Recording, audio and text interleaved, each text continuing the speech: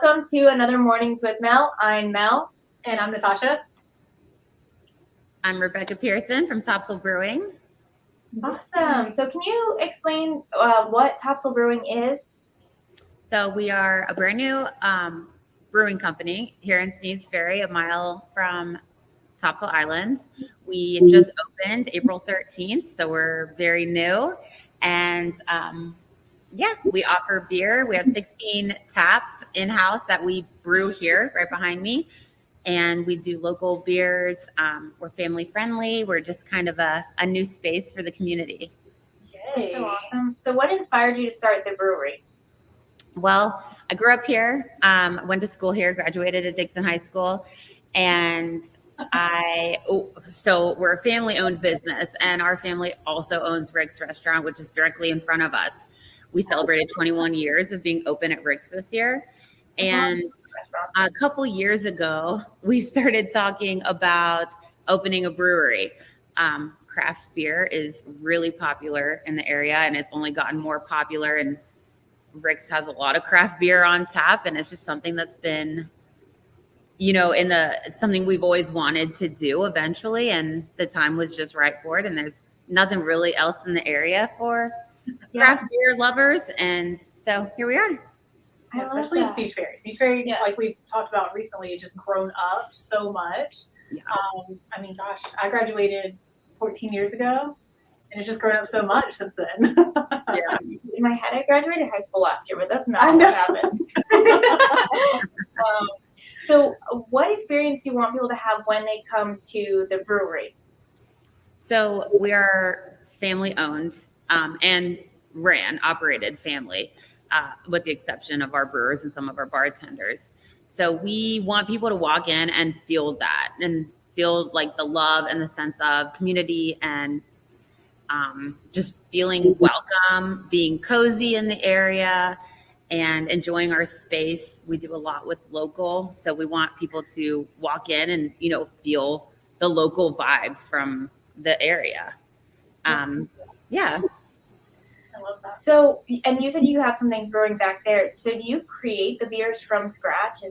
Is what's happening back there? Yeah. So I have two brewers, and with them, and also the family that we have, me, my dad, my husband, my brother, and then our bartenders, of course, it's like a work of art, really. We collaborate all together, depending on the season, what the market is saying, what our customers are saying. We kind of draw up the idea of what we want first, flavors, hop profiles, ABV percentages, where we want those to be.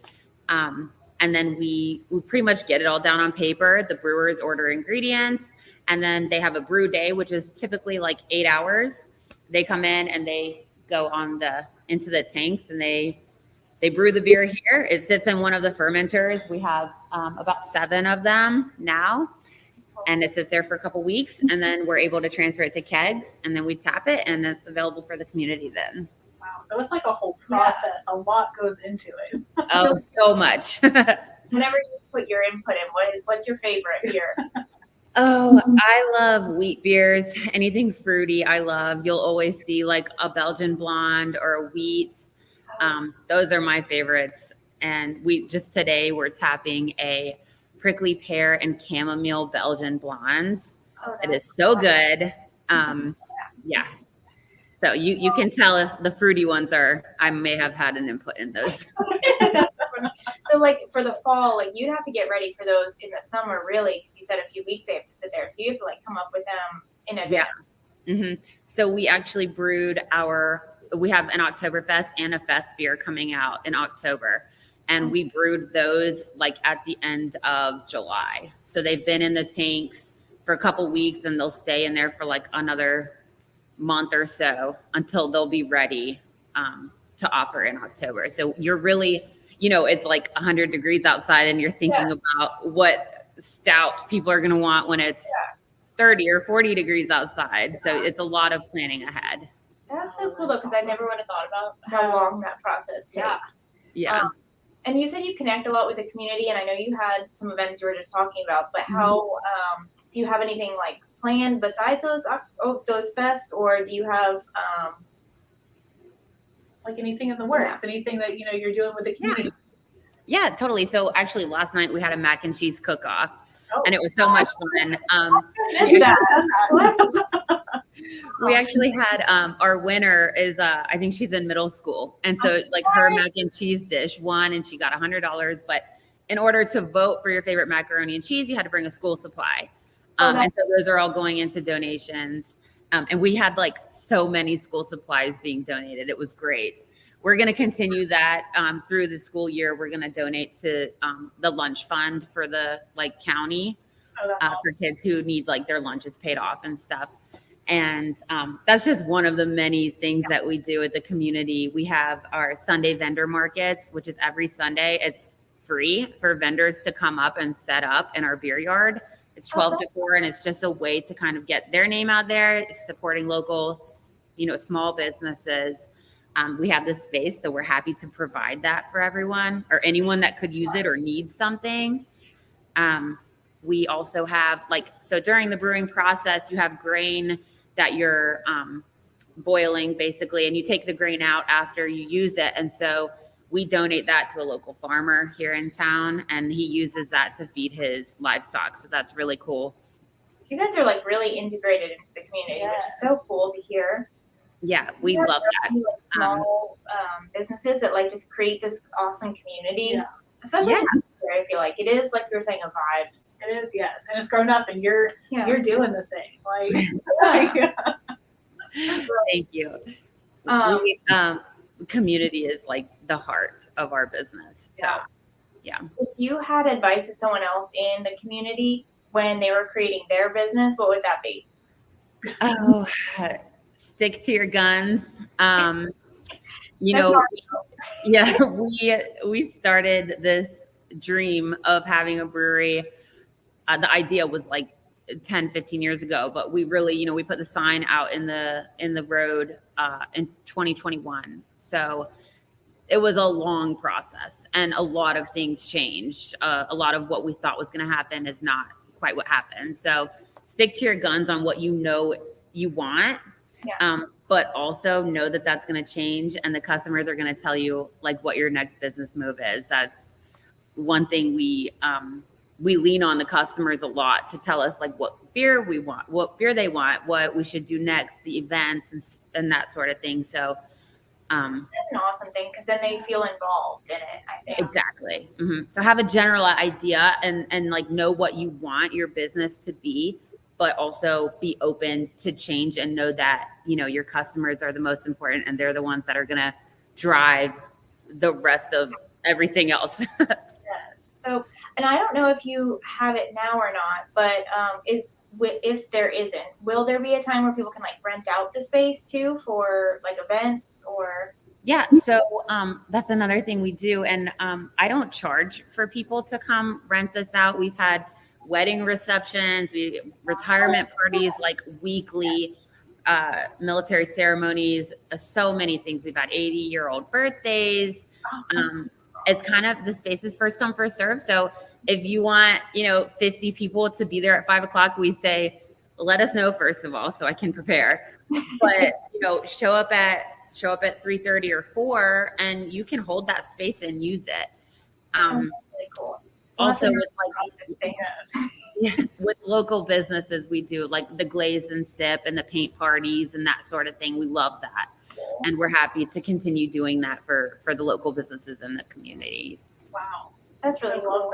And then, so it's obviously it's a brewery, and you said it's, kind of centered around the heart of the community and stuff. So, are people welcome to bring children to sit down? Obviously not to drink, but to sit down with you. Yeah, we would not want them, but families so welcome. Sometimes there's so many kids out there, and you can see they're meeting each other, the little toddlers are meeting each other, and then they see each other the next week, and there's so much space, which is such a cool space to have in the community. We're located off of the highway, behind Rick's restaurant, so we're surrounded by woods, and the kids love that also, which is kind of cool because they're not on their tablet, they're playing with sticks and rocks. but it's like a safe space for them to kind of play. And, parents are right there. They can see them. We have a big deck. We have a big beer yard. There's just plenty of space. We love kids here. We love dogs here. Grandma, grandpa. We've definitely for everyone. We've got a nitro cold brew on draft for those who don't drink. We have juice boxes. I even have popsicles for the kids because it's been so hot. So really, it's just a space you can come hang out, like no matter what you're looking for, really. Absolutely. Yeah. That's awesome. I think that's definitely something Speech Fairy needed in the community, just to have a welcoming place to, go and hang out and have a nice beer if you want one. Where do you guys post your events more, like Facebook or Instagram? Where do you put, if someone was looking for what's happening next? Our Instagram, so they're like integrated. So really Instagram or Facebook is probably the best, but we are always posting, like sharing stories on events coming up. We have posts we're making daily just to keep everyone like involved. Every week on Wednesday, usually we post like what's happening for the weekend and for the next week. And then of course, like the local small businesses, any events that they're having, we share those and everything. Awesome. Do you have anything you want everyone to know, like the next thing coming up or a new flavor coming out, something you just want to get out there? We have new releases every week. And so our menu's always changing. That's so much work. It's so much fun too. And like I said, it's a work of art. Our brewers are like total artists. They're like super scientists, but they're total artists with it as well. So it's really fun. We have Oktoberfest coming up October 5th, a big, huge party. We have Oyster Fest coming up in November. And so that's going to be local oyster farmers. Yeah, I just like RSVP. It's so that's going to be really fun. We'll have them actually shucking out in the beer yard, which is going to be cool.